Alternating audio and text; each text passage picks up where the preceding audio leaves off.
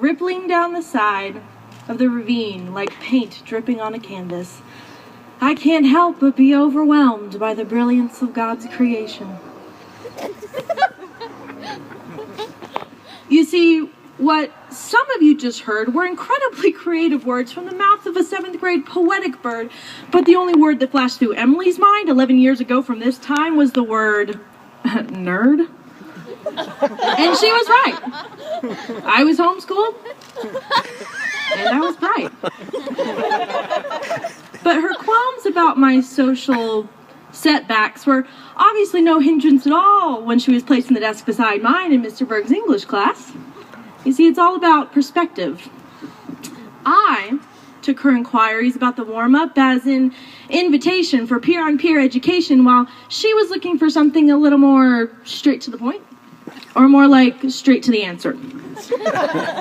Flash forward a few months, basketball season. I'm on the phone, a sweet little voice calling my home requesting a carpool buddy. A carpool buddy. Simple enough. We would just be carpool buddies. But what I couldn't possibly know at the time, or ever will be able to fully comprehend or encompass even with this childish rhyme, is that I would be standing right here now in front of all of you. And out of our parents' mutual driving necessity would actually birth a driving destiny between two friends. And that sweet little voice didn't just enter my home that night, it infiltrated the entirety of my life. That sweet little voice soon became one of the most powerful, influential voices that has, for me, like a river, shifting and cutting, lifting and rerouting entire ecosystems, has completely altered the course of my life.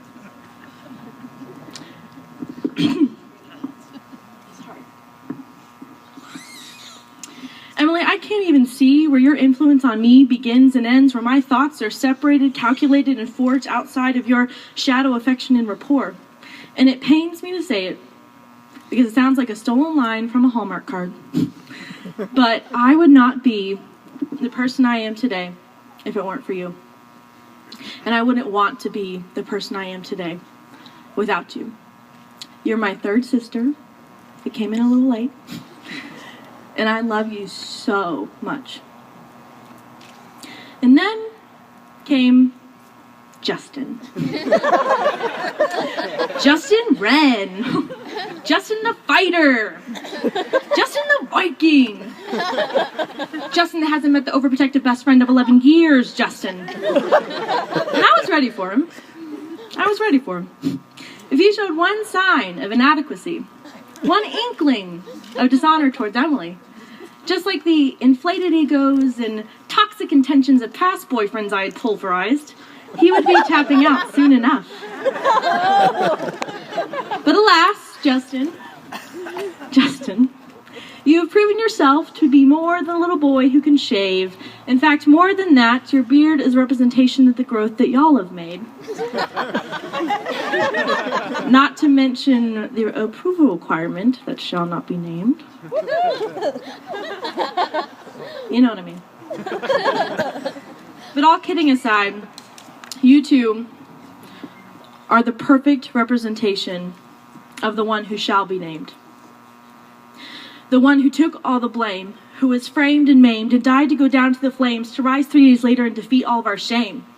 You two are starting a new life where you're representation of Jesus Christ and his wife, so as you enter marriage strife, you will come out stronger and you will persevere, for he is your focus and father, and no fear shall ever keep you from the promises he has offered. And you two know perseverance. This past year is done. And he is so proud of your hearts, the hearts that are now one, a reflection of Father, Spirit, and Son.